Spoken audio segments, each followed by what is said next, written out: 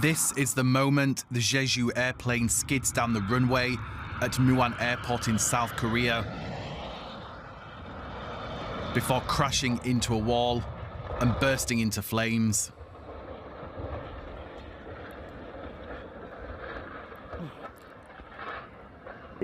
Authorities say they suspect a combination of factors caused the crash. The cause of this accident is believed to be a bird strike and other factors, such as bad weather, and the exact cause will be announced through a joint investigation with the relevant agency. Rescue workers are searching the wreckage, but the fire department say the plane has been almost completely destroyed in the blaze, and identifying the deceased is proving difficult. Jeju Air quickly issued an apology, saying they are doing all they can to respond to the incident. I would like to bow my head and apologize to all those who cherish Jeju Air. Above all, I would like to express my deepest condolences and apologies to the passengers and their families who lost their lives in this accident. 181 passengers and crew were on board the flight from Bangkok's Suvarnabhumi Airport, including at least 2 Thai nationals among the many dozens of South Koreans.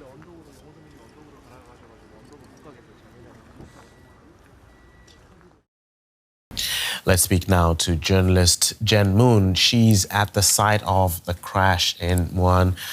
Jen, thank you for being with us. What are you seeing right now? Right. I'm here at Muan International Airport in South Cholla Province, which is about 288 kilometers south of the South Korean capital, Seoul. Hours after the crash, right now I'm seeing mortuary vehicles lining up to take bodies away, and authorities are telling me that a temporary morgue has been established. The crash site, I can tell you, smells a lot of aviation fuel. I'm seeing a lot of workers in protective suits and masks who are combing the area, while soldiers are searching through bushes for possible recovered dead bodies. 124 people have been recovered, bodies have been recovered from the site, with 55 people still missing. And Jen, this comes at a pivotal time in South Korea. What's the reaction in the country to this tragedy? Right. So a lot of shock as the crash happened took place early on Sunday morning. So roughly about 8 hours ago, this Sunday morning, and the plane crash, which is one of the deadliest plane crashes in South Korean aviation history so far, couldn't come at a worse time as this nation goes through a political chaos with a president impeached about a few weeks ago, followed by the impeachment of the acting president, then acting president, who was the prime minister, and now in power is another acting president who is third in line, the vice prime minister of this country. He has declared the zone a special disaster zone. He was here to look at the site and to support the bereaved families. I'm also seeing lots of family members rushing to the site to identify bodies or in hopes of finding their loved ones who were on board to have survived. But authorities here tell me that hopes are fading and it's very slim right now of any kind of recovery. Okay. South Korean journalist Jen Moon, thank you for giving us that update. Thanks. Richard Levy is an aviation expert. I asked him what could have caused the crash. Good morning, Tommy. I see 2 things. One, the landing gear is retracted, and it appears, it's not so easy to see, that the flaps are retracted also. The reason I bring that up is because the airplane is traveling very fast along the runway. Again, the landing gear comes off one hydraulic system on the left side, and there's news reports that the left engine had been on fire or had flames coming out of it, the landing gear is extended from power from the left engine. However, there's a backup system in the cockpit, in the flight deck, that you have cables, handles you pull, and you can extend the landing gear. So that's a mystery to me of why, even with an engine malfunction, why the crew did not manually extend the landing gear. The other hydraulic system extends the flaps. The flaps come out of the wings. What's the advantage of the flaps? It helps you land at a slow speed.